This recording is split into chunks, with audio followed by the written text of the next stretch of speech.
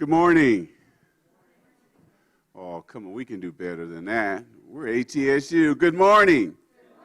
Oh, much better. That kind of feeds my soul. I appreciate that.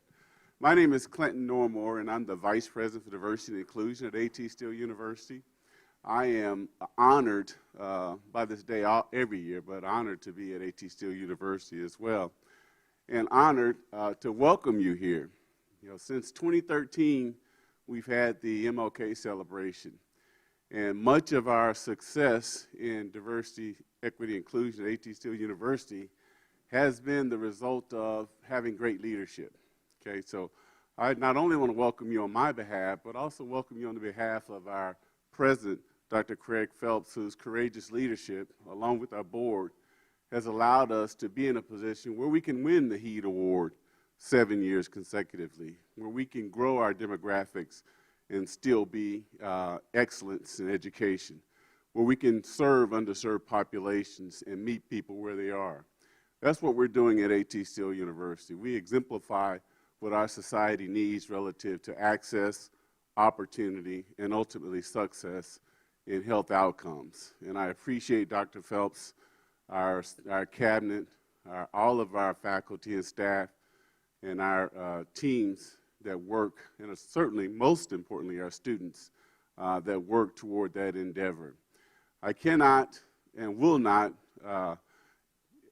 acknowledge my fantastic staff, our team, our diversity team who works to help put this on. Stephanie McGrew is in Kirksville viewing from abroad, so she is definitely part of the success of this. Clarissa Rodriguez, Senior Administrative Assistant, Brian Murillo, who is our coordinator, and Doherty Sayubute is also the Director of National Center for American Indian Health Professions. These folks, just like you, work hard every day to help us be the shining light that we need in our society to make ends meet. But we're here for one reason. I get to introduce our fantastic speaker today. And I tell you, I've worked with thousands, as many of you have, students in my career, undergraduate and at graduate level. And there are very few that measure up to this young lady. Dr. Crawford I met in 2018, and she is a graduate of SOMA. She is not only intelligent, but she's also just a scholar and a soldier for access and opportunity. She is persistent, which is something you have to have, and she has the kind of drive and motivation that's going to change the world. In this space that we work in, that we operate in, I've always felt that as an administrator, there has to be Pied Pipers. And those Pied Pipers are the students that we interact with to encourage and nurture other students. They're going to listen to current students more so than us. Dr. Crawford was one of those students who has been vocal in her determination, vocal in her support of SOMA and its mission, and vocal in her support of AT University. That has led us to bring a lot of other students to our campus, to our environment. We value ourselves as an institution that serves the underserved holistically. That means every facet of life.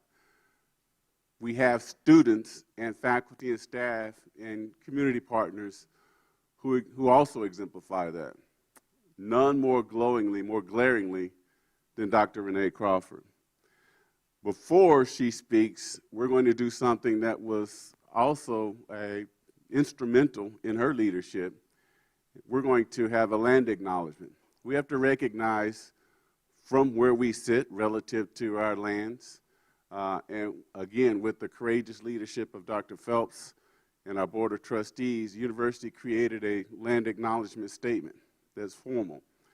Mr. Sayubute will read that for us, and then we'll hear from our amazing speaker, Dr. Renée Crawford.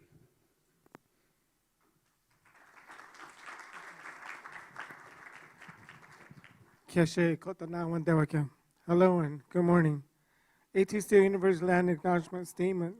ATSU University acknowledges it provides graduate health professions education on the indigenous to nationalities currently identified as American Indians. The university is comprised of 3 campuses: Mesa, Arizona; Santa Maria, California; and Kirksville, Missouri. The university also operates a dental center in St. Louis, Missouri, in collaboration with Athena Healthcare. ATSU University's Mesa campus near Phoenix, Arizona, resides on the Salt River indigenous to Pima, the Akim Ottam, and the Maricopa, the Zylishtam peoples. The Santa Maria, California campus resides on lands first occupied by the Chushmash people. The Kirksville and St. Louis, Missouri properties were first occupied by Cherokee, Iowa, Ottawa, Missouri, Illini, Kickapoo, Sioux, and Iroquois tribes, in addition to the Chickasaw, Osage, and the Quapaw Nation. ATSU is committed to cultural proficiency and honors American Indian culture, rights, and sovereignty. All right, thank you. I'm very honored for this opportunity to return to my alma mater on this momentous occasion. I'd like to thank Dr. Phelps, Mr. Normore, Ms. McGrew, Ms. Rodriguez, Mr. Castillo-Murillo, as well as my faculty who came in. I want to make sure I make them proud. I didn't lose what you taught me because I went to residency. I also have one of my senior residents and one of my chief residents from last year. She actually was the second Black chief resident in the history of the program, Allie Thompson. Dr. Allie Thompson's with me. And I also have my aunt and uncle who are here with me. My Aunt Mary, actually, when she moved to Phoenix, Arizona, the greater Phoenix area, she was part of the group that fought to have Martin Luther King Jr.'s birthday acknowledged as a state holiday. So we have history present in this room right now. So I'm very honored and grateful. And I have my paternal grandmother is zooming all the way from the great state of Mississippi, and she is 91 years young. And so she was in her mid-20s to early 30s during the civil rights movement. One of my great aunts, also the same age, and she's supposed to be joining us as well from Indianapolis. I have several people who are joining us virtually. I'm on loan right now from my program leadership, so they wanted to make sure I'm taken care of. They're watching on Zoom closely. And I'd like to highlight that my father was actually born into segregation. And so it's really good that we are here to honor the legacy of Dr. King and the many men, women, and children who came together to push our country to live up to its true ideals. We have great legislation that was passed because of the civil rights movement, such as Brown versus Board of Education in 1954, the Civil Rights Act of 1964, the Voting Rights Act of 1965, and the Immigration and Nationality Act of 1965. And so just to give you a little background of who I am, as it's going to correlate with things I'm going to tie into this speech, I'm a Christian. I grew up in predominantly Black denomination, similar to what Dr. King, he was a Black Baptist. I'm Kojic, so a little bit Pentecostal there. Don't worry, I won't have you guys running around or anything. I don't have an organ. Might get to there. Also, I'm a pediatrician, so there will be Disney references. It's going to be the older movies that we're all very familiar with. And my background is as a former college student athlete, specifically within basketball, but I'm going to have sports references. Some of them are going to be sports movies. And so if you're like, how does she get that in there? That's just how my brain works, okay?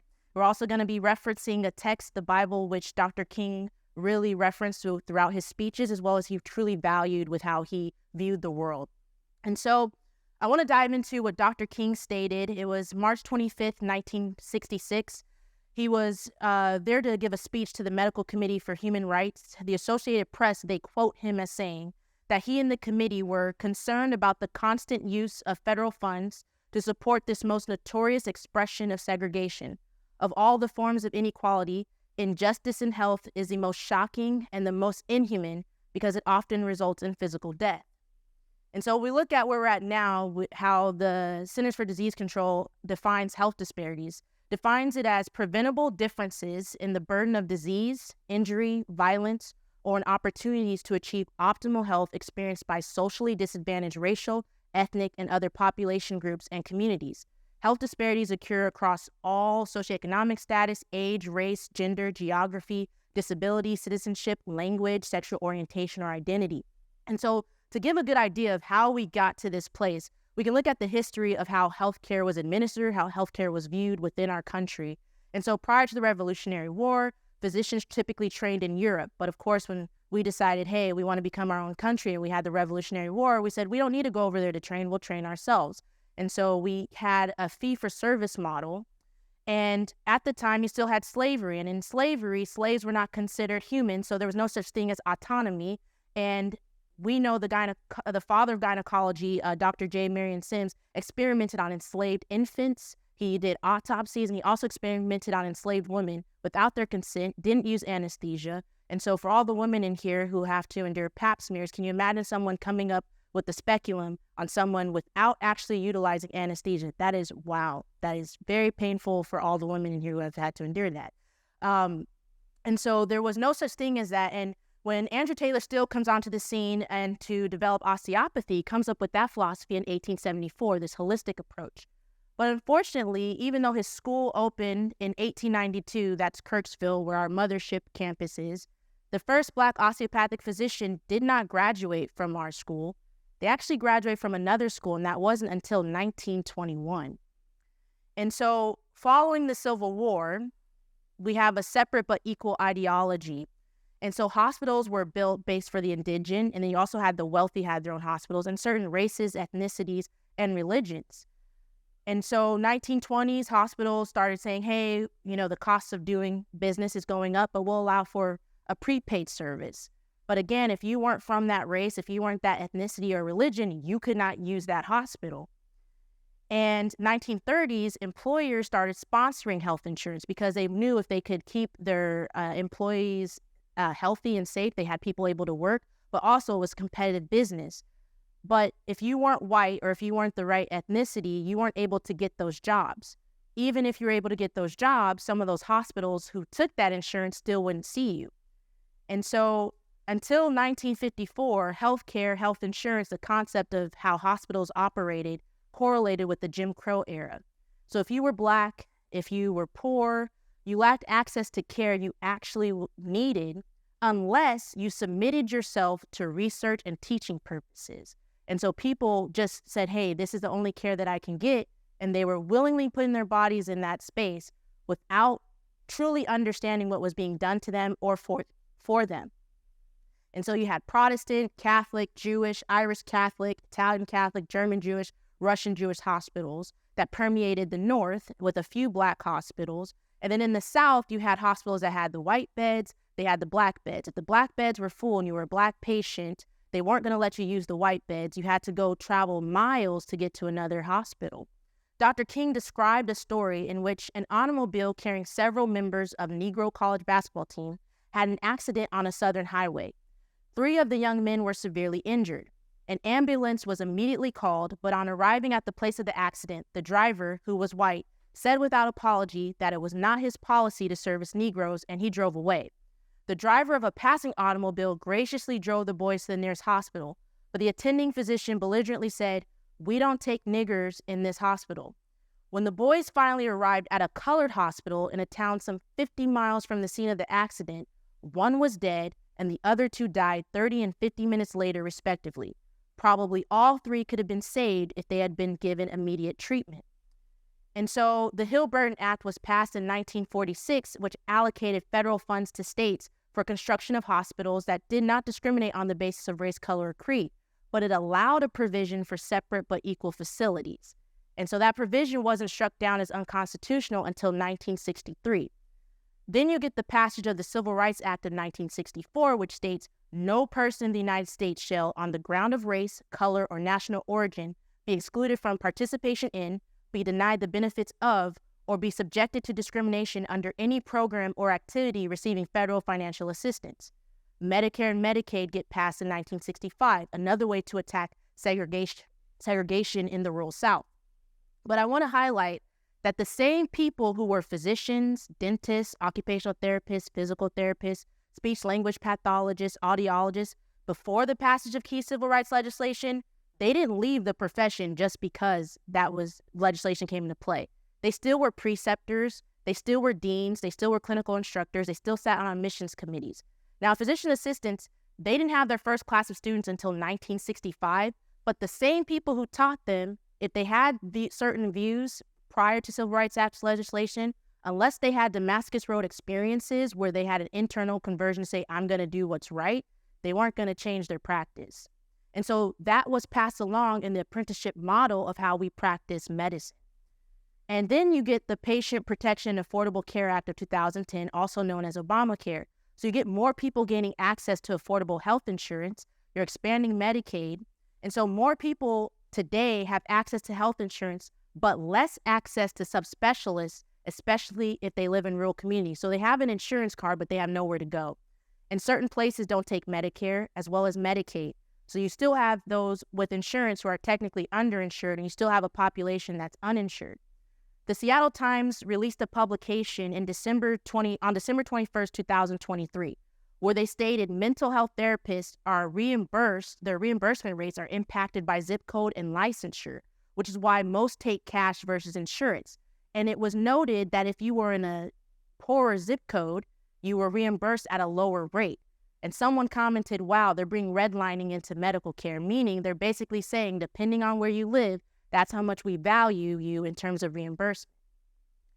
And we're still seeing issues with individuals, population groups, getting access to basic needs to live, such as drinking water. We're familiar with the Flint water crisis, but I like to highlight in Jackson, Mississippi. Jackson is the state capital of Mississippi. They've had a water crisis since August of 2022, where they couldn't even bathe or brush their teeth with the water. And as of September 7th of 2023, the Mississippi Department of Health said it's still not safe to drink. This is in the United States of America, in a state capital city. And we look at race, which is this confounding variable. W.B. Du Bois wrote in 1903 that the problem of the 20th century is the problem of the color line. I would say the problem of the 21st century is the problem of the color line. Dr. King, in a speech, quoted the infant mortality rate, and he stated it was double that of whites. Now, in today's time, the CDC says it's 2.4 times. So it seems like we've made progress, but actually regressed. When we look at maternal mortality rates for non-Hispanic Black women, they're actually about triple that of those who have live births compared to non-Hispanic white women. So we have made great progress. We've made improvements since the passage of the Civil Rights Act of 1964. However, in 1967, Dr. King told NBC that he felt his dream had turned into a nightmare because you still had discrimination, you still had poverty, and he noted the Vietnam War, which he looked at as militarism. And he also defined that we have two Americas. We talk about the two Americas. We look at the two justice systems, but we also have two Americas as it pertains to the healthcare system. You have a Black America, you have a white America. Dr. King stated in his speech, The Other America in 1967, that we are seeking to make America one nation, indivisible, with liberty and justice for all. So the good thing is that on this occasion, when we honor the legacy of Dr. King, we're able to look at his words so that way they can inspire us to aspire to live his dream out. So I'd like to move a little bit in a different direction as we're going to go into the Bible. Bear with me, you all. We're going to go to Luke's gospel, and the reason why I'm picking the gospel of Luke is because he was a physician. And we're going to go to Luke's gospel, chapter 10, verse 25. And it reads, and behold, a lawyer. These lawyers, guys. My mom's one. Stood up to put him, that's Jesus, to the test, saying, Teacher, what shall I do to inherit eternal life? He, that's Jesus, said to him, What is written in the law? How do you read it? And he, the lawyer, answered like any star pupil, You shall love the Lord your God with all your heart and with all your soul and with all your strength and with all your mind, and your neighbor as yourself. And he, Jesus, said to him, You have answered correctly. Do this and you will live. But he, the lawyer, desiring to justify himself, said to Jesus, And who is my neighbor? Jesus replied, A man was going down from Jerusalem to Jericho, and he fell among robbers, who stripped him and beat him and departed, leaving him half dead. Now by chance a priest was going down that road, and when he saw him, he passed by on the other side. So likewise a Levite, when he came to the place and saw him, passed by on the other side. But a Samaritan, as he journeyed, came to where he was, and when he saw him, he had compassion. He went to him and bound up his wounds, pouring on oil and wine. Then he set him on his own animal and brought him to an inn and took care of him. And the next day he took out 2 denarii and gave them to the innkeeper, saying, Take care of him, and whatever more you spend, I will repay you when I come back. Which of these three do you think proved to be a neighbor to the man who fell among the robbers? He said, the one who showed him mercy. And Jesus said to him, you go and do likewise. And so the subject that we're going to talk about is how to be a good Samaritan or how to be a good neighbor. And to look at the historical context, the Samaritans and the Jewish people actually didn't really get along. Samaritans were considered mixed. They weren't full, pure Jews. So if we look at it from taking it to our time, actually, if we put it during Dr. King's time, we'll say we're going back into the 50s. Imagine this being on the back roads of Mississippi, meaning the back roads of the South, where there's not much light. And a white man is set upon by robbers, and he's beat up, and he's passed by a pastor who's like, look, I got to get home. It's a 3-hour drive. I don't have time to stop. And there's a deacon in the church who's like, oh, I would help him, but I don't have a time to stop. And it takes a black man who happens to say, you know what, I want to help this man. But at that time, there's also the fear of, what if someone thinks I did this to him? Now they're going to say, clearly, you're the one who found him. You must have done this to him. But when Dr. King looks at it, he says the priest and the Levite, they were probably busy going to church meetings or following religious law. Or maybe he says they could have been organizing the Jericho Road Improvement Association, because he says they were thinking it's better to deal with the causal root rather than to get bogged down with an individual effort. But Dr. King imagined that the men were afraid, because he states the Jericho Road is a dangerous road. It's a winding, meandering road, and it's really conducive for ambushing. And he said in the days of Jesus, it came to be known as the Bloody Pass. The priest and the Levite could have looked over that man on the ground and wondered if the robbers were still around. Or it's possible that they felt that the man on the ground was faking, and he was acting like he had been robbed and hurt in order to seize them over there. So the first question that the Levite asked was, if I stop to help this man, what will happen to me? But then the Good Samaritan came by, and he reversed the question. If I do not stop to help this man, what will happen to him? So Dr. King says the Good Samaritan engaged in a dangerous altruism. So our question for today is, if I do not stop to help, what will happen to this community? Dr. King lets us know that the ultimate measure of a man is not where he stands in moments of comfort and convenience, but where he stands at times of challenge and controversy. The true neighbor will risk his position, his prestige, and even his life for the welfare of others. In dangerous valleys and hazardous pathways, he will lift some bruised and beaten brother to a higher and more noble life. And so we've kind of gotten to this point where I've been able to give you the history. I've been able to talk about things, but they like to tell us, and Dr. Thompson can agree, that what separates an intern from a medical student is, can you come up with an assessment and plan? And so our assessment is that this is a great nation, except history of racism, as well as militarism, as Dr. King would say, and issues with poverty. And so when we look at our plan, I'm going to go a little bit by system, and I'm going to start off with the individual. And that is, first, we have to view our neighbor as we view ourselves. We look at the golden rule, do unto others as you would have them do unto you. And we want to make sure we practice it with each person that we interact with. Racial discrimination, as Dr. King said, is morally wrong. It is a cancerous disease that prevents us from realizing the sublime principles of our Judeo-Christian tradition. Whenever racial discrimination exists, it is a tragic expression of man's spiritual degeneracy and moral bankruptcy. Therefore, it must be removed, not merely because it is diplomatically expedient, but because it is morally compelling. And so all of us would be like, well, I'm not a racist. I don't have those types of feelings.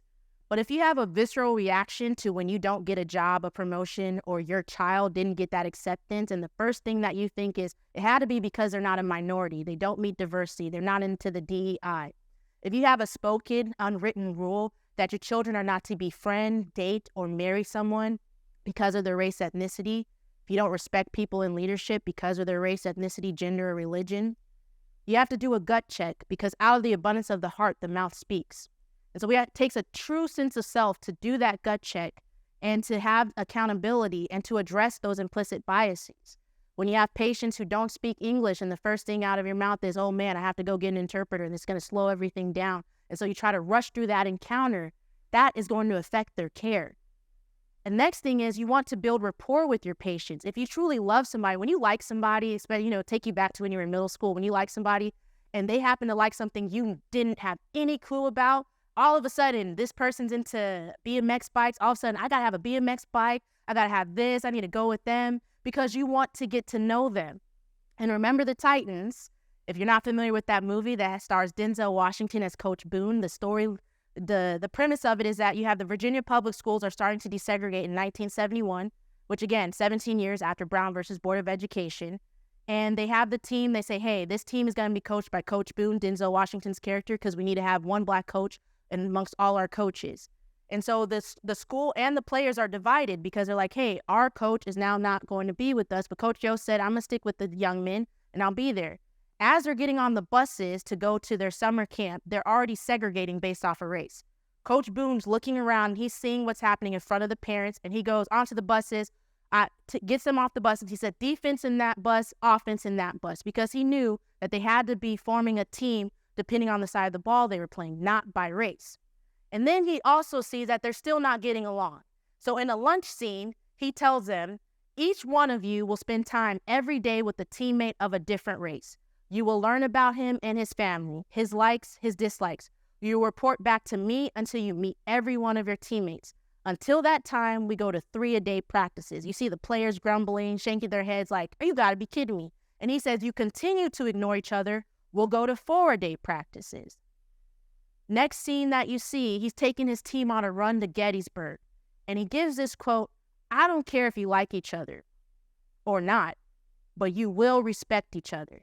Because he knew they had to value each other so that they could do their job and trust each other. Because he understood a house divided can't stand. And in order to become a team and dominate, they had to have that underlying of, I value you and I'm going to respect you. And when we look at it, we all choose, when we sign the contract, when we choose to matriculate to our institution, we understand that whoever walks through that door, that is who our neighbor is, and that is who we're to serve.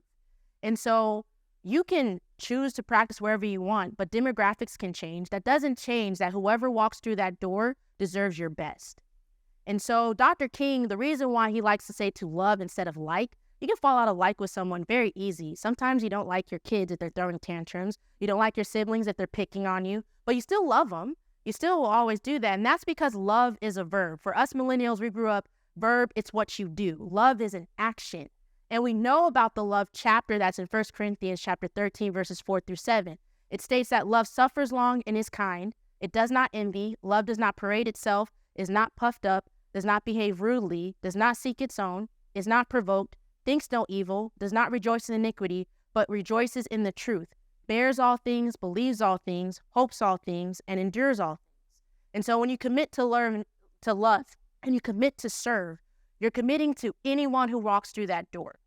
And so as we're transitioning, Dr. King tells us, on the one hand, we are called to play the Good Samaritan on life's roadside, but that will be only an initial act. One day we must come to see that the whole Jericho road must be transformed, so that men and women will not be constantly beaten and robbed as they make their journey on life's highway.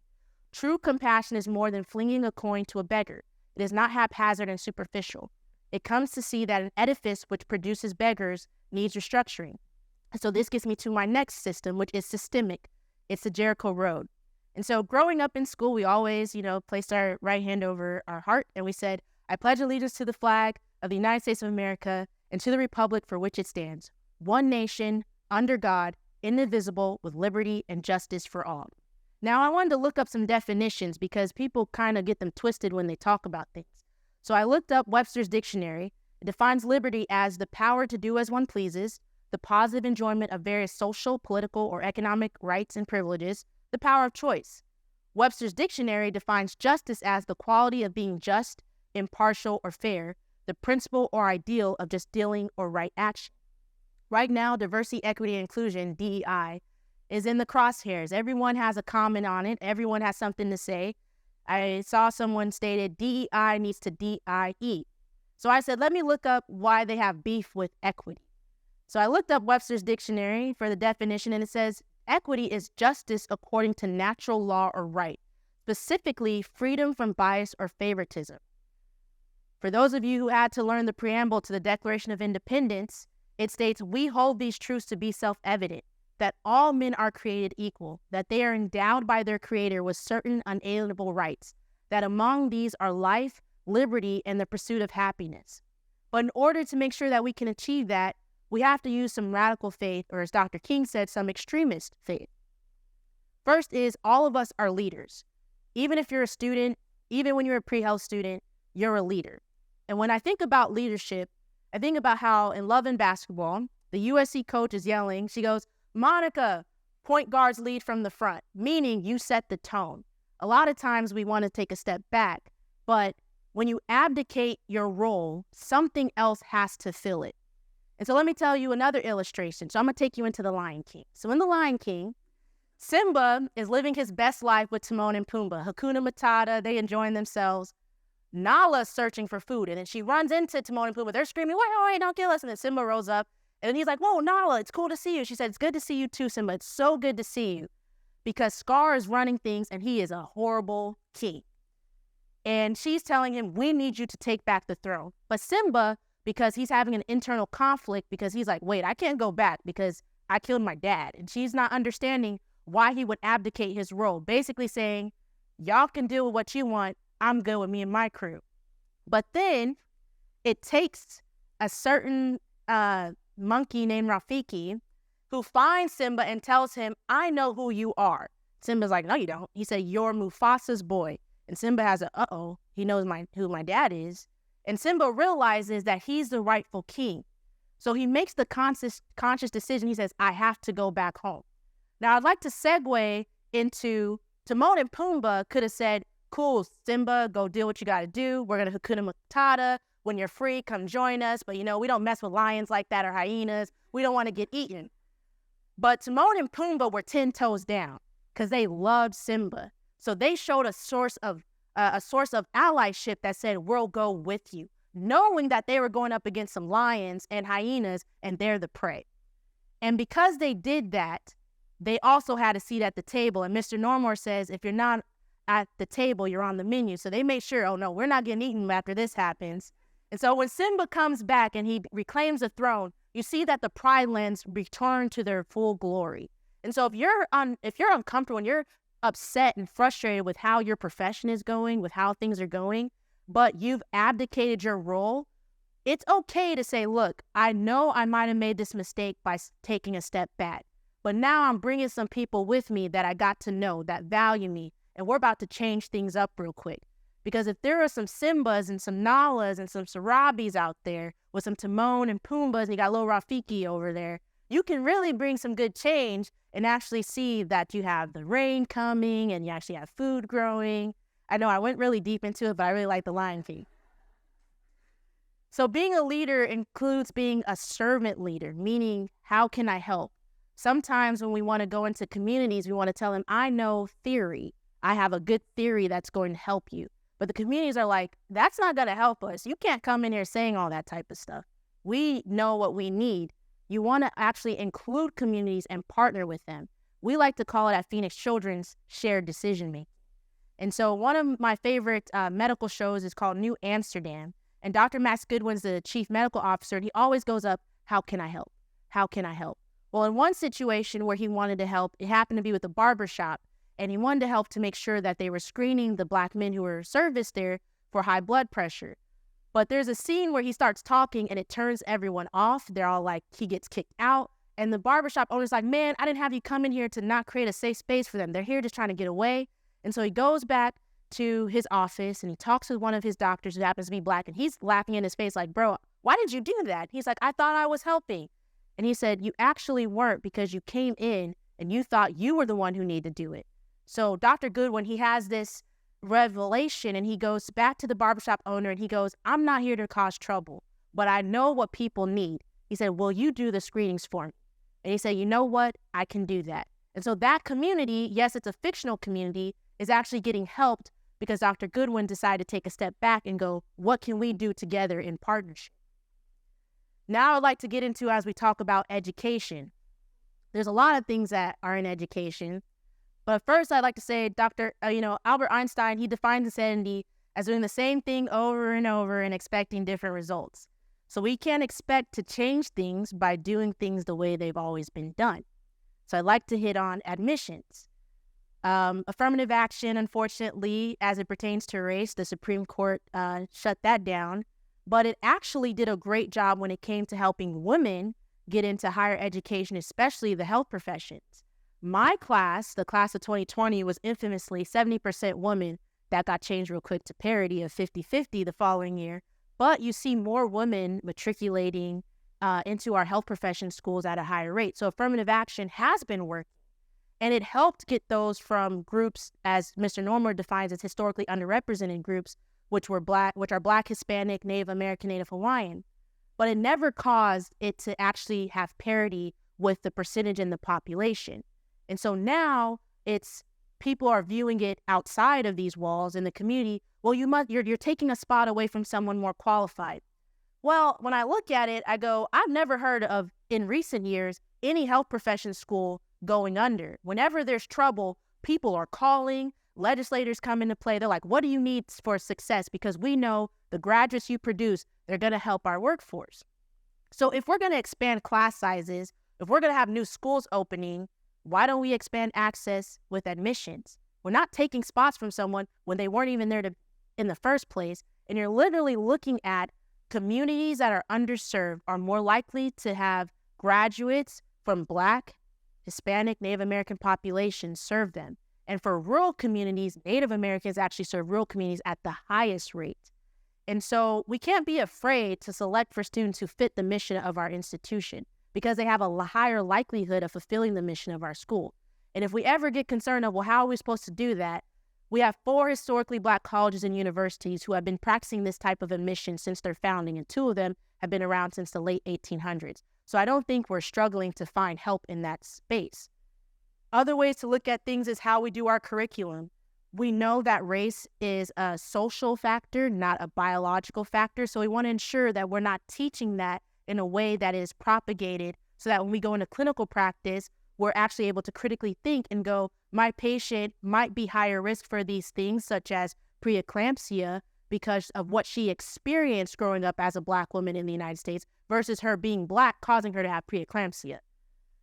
And we also have to look at legislation. And so Dr. King says, even though morality may not be legislated, behavior can be regulated. The law can't make a man love me, but it can keep him from lynching me. There are some forces out there, for whatever reason, who think the Civil Rights Act was wrong, and they are trying to attack it for whatever reason. That's at the highest level, but even when you look at your organizations that you join as a professional, they have lobbyists, and you're paying money for them to lobby for your profession.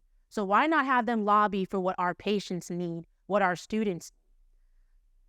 Dr. King says we have to meet physical force with soul force, because we are not fighting against flesh and blood, but principalities.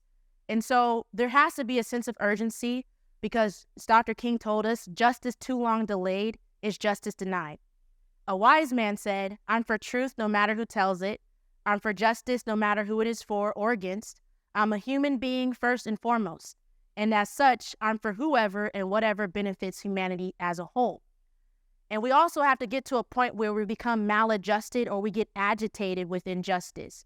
Dr. King says that injustice anywhere is a threat to justice everywhere. And so we're caught in an inescapable network of mutuality, tied in a single garment of destiny. Whatever affects one directly affects all indirectly. And he proclaimed that there are certain things you want to be proud to be maladjusted to, such as segregation. We might not experience segregation in terms of the law, but we can see how people practice it, how we see our banks still denying loans to certain groups of individuals because of their race. We look at discrimination, religious bigotry. And Dr. King says that he never intended to adjust to the evils of segregation and discrimination. He said, let us be maladjusted as the prophet Amos, who in the midst of the injustices of his day would cry out, let justice run down like waters and righteousness like a mighty stream. He said, let us be maladjusted as Jesus of Nazareth, who could look into the eyes of the men and women of his generation and cry out, love your enemies, bless them that curse you, pray for them that despitefully use you. Let's be maladjusted like Dr. King, who said he gained satisfaction from being an extremist, such as Thomas Jefferson was an extremist for writing. We hold these truths to be self-evident, that all men are created equal. Dr. King said the question is, what kind of extremists will we be? He said, will we be extremists for hate, or will we be extremists for love? Will we be extremists for the preservation of injustice, or will we be extremists for the cause of justice? Our patients deserve care that is free from bias and favoritism. Our communities deserve liberty, equity, and justice. And so it is going to take an extremist faith, because now faith is the substance of things hoped for and the evidence of things not seen. and faith without works is dead. So we have to actually put some action. As people like to say, don't talk about it, be about it. I said we have to be 10 toes down.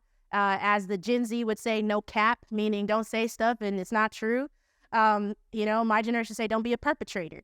And so Dr. King says, with this faith, we'll be able to transform the jangling discord of our nation into a beautiful symphony of brotherhood. It's going to take creative extremism to pursue justice, to pursue equity, as we want to look to being good neighbors so that we can fulfill Dr. King's dream.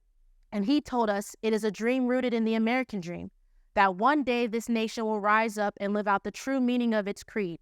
We hold these truths to be self-evident, that all men are created equal. Thank you.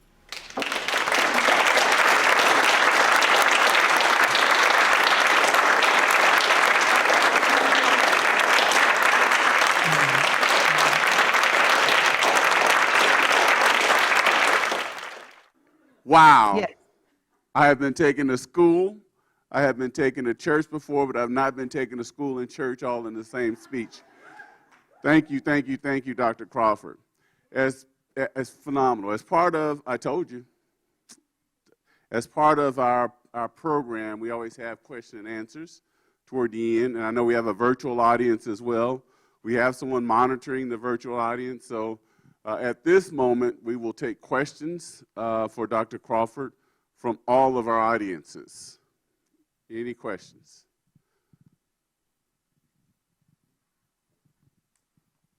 That was outstanding. Thank you so much. And I have to leave a little early, so I'm going to ask my question first. So, Dr. Crawford, what does this look like for you right now in your practice pursuing health justice? I'm going to just go right behind you. Thank you for that question. So currently for my practice, I'm one of the chief residents at Phoenix Children's, and in that role, we get to do a lot of administrative things. But one of the things that we incorporated, even while I was a resident, is we have health equity advocacy leaders, longitudinal curriculum. It's our HEAL curriculum. All residents are put into that curriculum. It's not a track that you actually request to join. In that curriculum, we look at our health equity pearls. So each time during our didactics, using terminology, but I'll bring it. So when we actually are doing our learning, our times of teaching, residents are broken up into groups, and based off of their topics, they're talking about looking at the health disparities, what's being done, and what we could do, looking at innovative ideas. So everyone is educating each other. And we have, with our HEAL curriculum, we also do HEAL rounds, which is morning report, where we look at cases that we take care of within our hospital. We have a discussion with nursing floor managers, case managers, social work.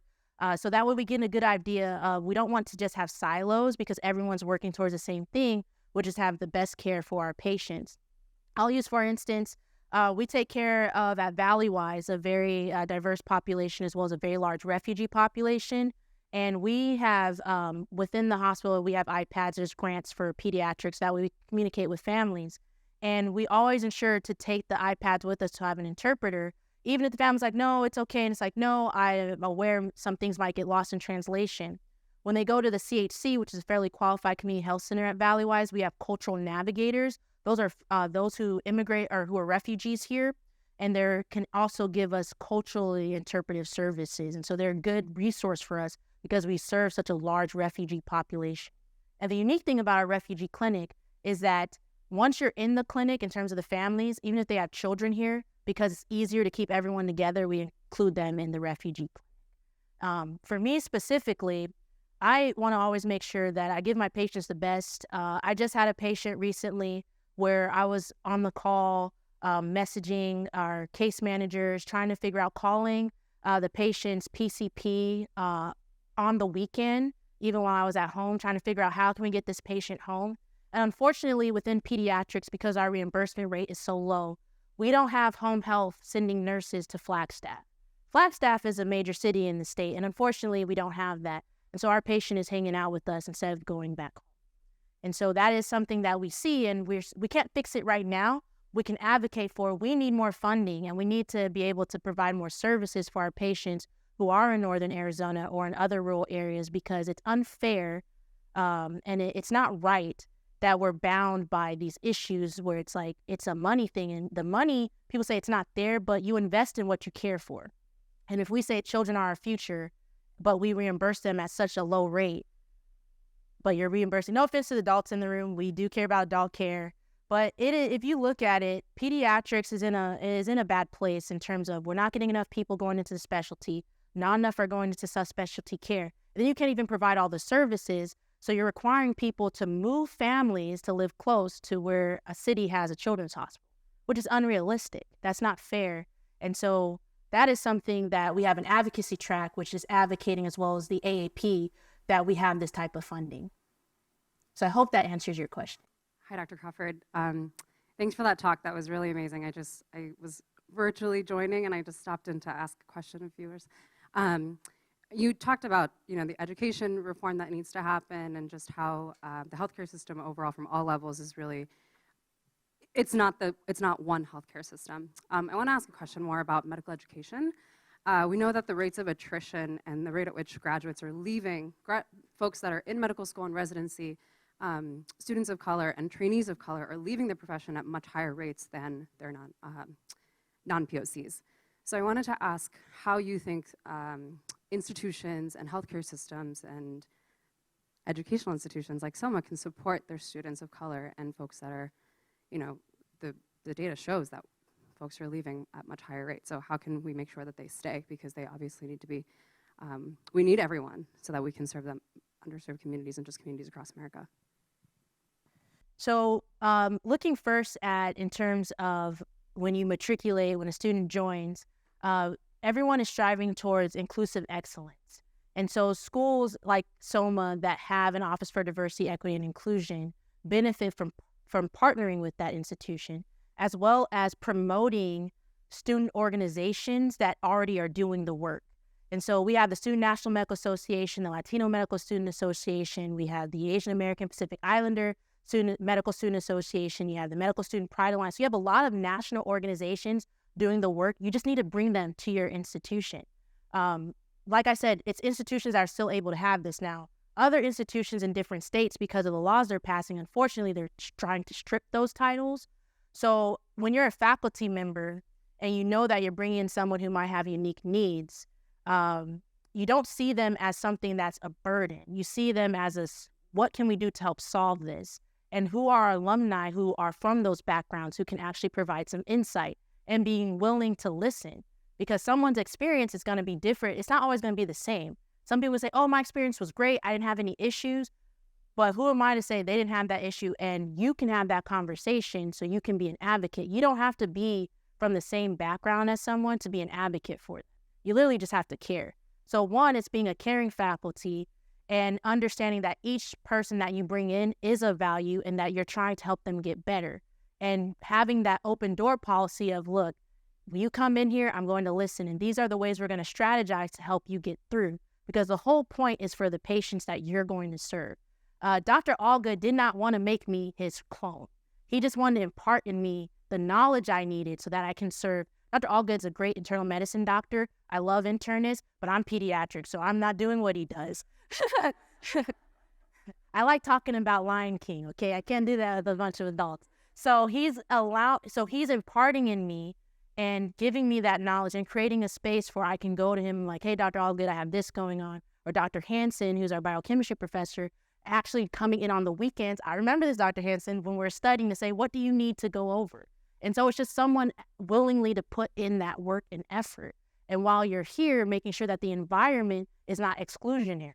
And that if there's any time that it's an unsafe environment, it is rectified immediately and not made to fester. Now, when you go to your clinical rotations, that's where it gets a little tricky because you have the hierarchical power structure. But the key is you still should be able to go to someone who can advocate for you to those preceptors and going, hey, if we get written complaints for this same preceptor, we don't need to go through them anymore. We will have to find another place because it's not meant to tear you down. It's supposed to train you to be a good clinician. Now in residencies are there to, I like to say it's called good fuel. So I like cars. My dream car is a car I will never buy because it's a Rolls-Royce Phantom. Rolls-Royce Phantom takes premium gas. And I'm pretty sure it takes a premium gas that probably isn't even at your regular gas station.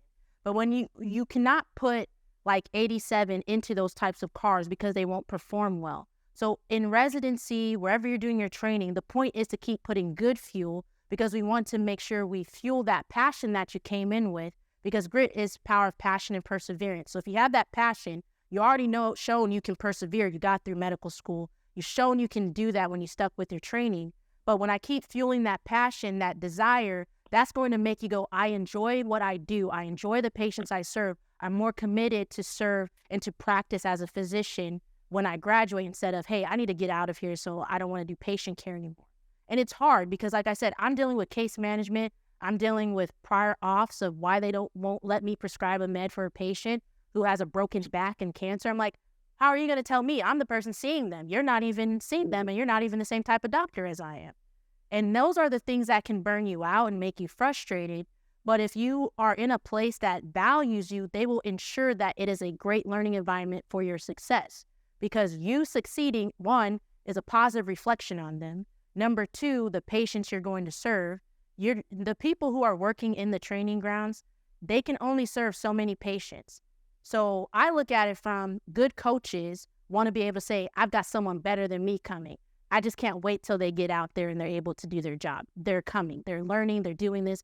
As Coach Prime likes to say, we coming. So it's like when you hear and you get real comfortable, you're able to show people what you can do. So I would say, as an institution, partnering with your diversity office, so that way you can use their resources. They're there for a reason.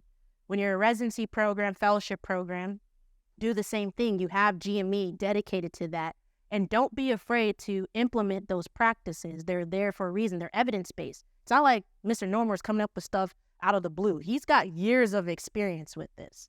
So that's what I would look for, especially when you're looking for a residency program. How do you treat your residents? How do you value them? And how do you pursue inclusive excellence? Thank you. Any other questions?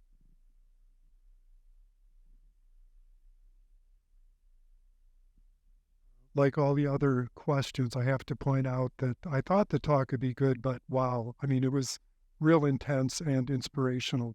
I loved all the history you covered going back 2,000 years.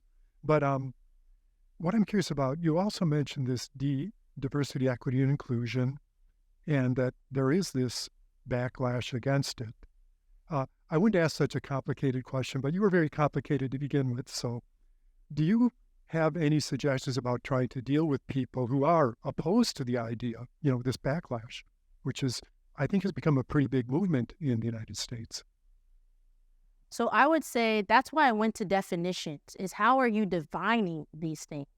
Because if your problem is with diversity, then I would say, one, if you're not even in the profession, how are you going to hate outside? You can't even get in, number one. The young ones got it. Because you're trying to dictate how our profession moves, and you're not even part of the process. You won't even become a standardized patient. So you aren't even part of the conversations. But I would look at, how are you defining diversity? How are you defining inclusion? Because when it comes to looking at future students into your school, you have your minimum requirements. Then you look at, how do they fit the mission of our school? We're a missional school. We're all about serving the underserved. And so if you're not showing that you're willing to serve the underserved, you're not going to be a good fit here, because you won't like it here. You'll be all agitated, like, I don't like it. They're making me do this. Well, that's who we are. And so we're very cognizant of who we are as an institution. When you look at inclusion, it's to make it an environment where I'm bringing you in and I'm making sure that it's a good, safe learning environment for you to achieve the best version of yourself. I'm not bringing you here to do a quota. I'm bringing you here because I want to teach you and train you for the patients you're eventually going to see. And then equity, people are looking at it because they're saying, well, you can't have equity of outcomes. You're right, we can't have equity of outcomes, but I should be treated without bias or favoritism when I interact with you so that my outcomes actually are better. We have the data. People don't want to, a lot of people would rather argue feelings. And, we have to do Myers-Briggs for intern retreat, which is this weekend. So I am a feeler. I'm preferring, as they say it. But those who want to look at data, the data isn't a lie. We know for a fact that certain populations in this country are not getting the best end of the stick. They're getting the short end of the stick. And we also know that these same groups have historically not been given the best health care, whether it was explicit because at the time you could not be seen at that hospital, so you're sending a roundabout way to actually be taken care of, or it's implicit. And so it's not wrong for us to say we want to be better. If you just look at it of, I want to be the best, then if I look at my outcomes, I don't want bad outcomes. I serve children. I don't want any child to suffer. And so me looking at that is, I want every child to have success. It shouldn't matter what race they are. But we have data that shows Black infants do better with Black doctors. I'm one of, we have 2 Black pediatric residents right now in my program, and we have 142 residents, and I'm one of the chiefs, so we have a total of 3. That's not enough to go around with the children that we see. So each resident that I'm helping to train and teach, they're part of the solution. They have to pursue equity because it's not fair to the children that we serve in a state that is predominantly of color for children, 62% of color. It's not fair to them. So for the movement, it's, what are your values? Do you believe in our Constitution? Do you believe in our Declaration of Independence, our Pledge of Allegiance? If you tell me you believe that, which Dr. King said, I'm going to hold you to what you say, because either you're a hypocrite and you're lying to me, and we need to change our statements to say we're not for liberty and justice for all, we're only for liberty and justice for those who have the money or they're related to this, or we're for everyone. So that's how I would flip it on them is, these are the definitions. Are you for it or against? We don't have time to tiptoe around it and dance with it. Is either you're for it or against. And if they're against it, I know where you stand. Maybe you'll change because people do change. But in that moment, I'm for what's right. As Dr. King said, the time is always right to do what's right. We're not here to make people feel comfortable doing wrong. You should make people feel uncomfortable to where they end up leaving. And then you're like, good riddance. Okay, we have enough time for one more question.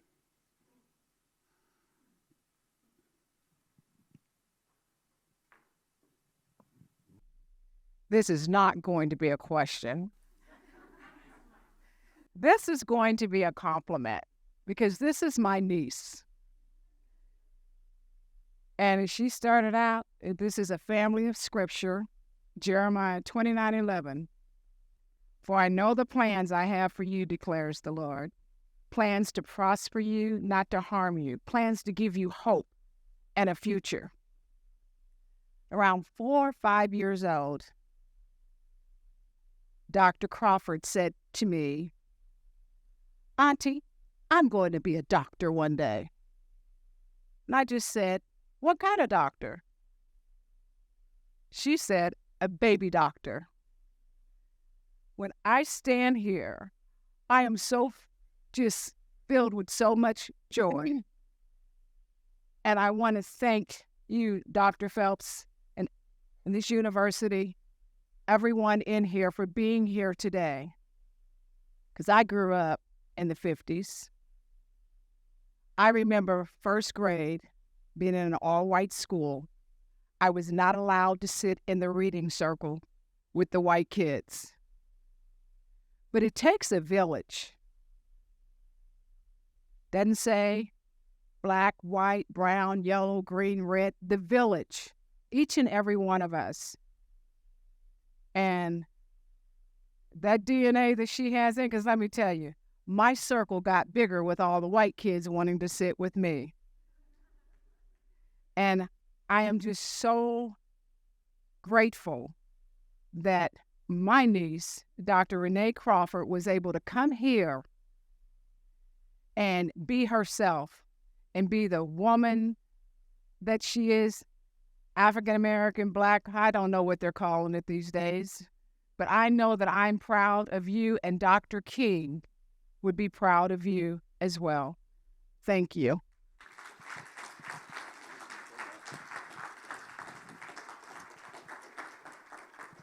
Well said and worth leaving on. Thank you so much for those comments. Thank you so much for participating. Our online audience as well. Dr. Crawford, you are the wings of inspiration. You are the hope of our future. We look forward to seeing more of you often. I'm not going to let you go. Again, there's snacks at the end. Please grab some on your way out. Thanks again for joining us on this fantastic occasion. Have a wonderful day.